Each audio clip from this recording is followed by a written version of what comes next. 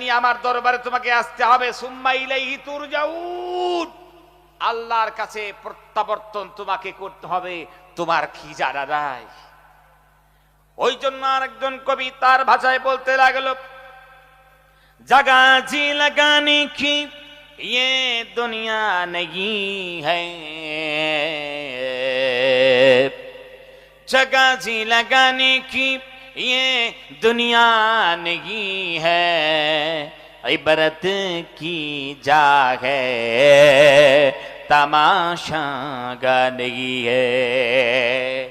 কবি ডাক দিয়ে কোন পৃথিবীর বোকা মানুষ, তোমরা আল্লাহর ইবাদত বাদ দিয়া, আল্লাহর দাসত্ব বাদ দিয়া, আল্লাহর গোলামি বাদ দিয়া তোমরা কোন জায়গায় মন লাগাও, কোন জায়গায় তোমরা জি লাগাও? আসলে তো যেই জায়গায় তোমরা মন লাগাচ্ছ, জি লাগাচ্ছ, আসলে এই জায়গাটা মন লাগানোর জায়গা নয়। ইবাদত কি যা হে, তোমরা জানো না? এটা শিক্ষা অর্জনের জায়গা, এটা আমলের জায়গা, এটা নেক কাজ করার জায়গা, সৎ পথে চলার জায়গা।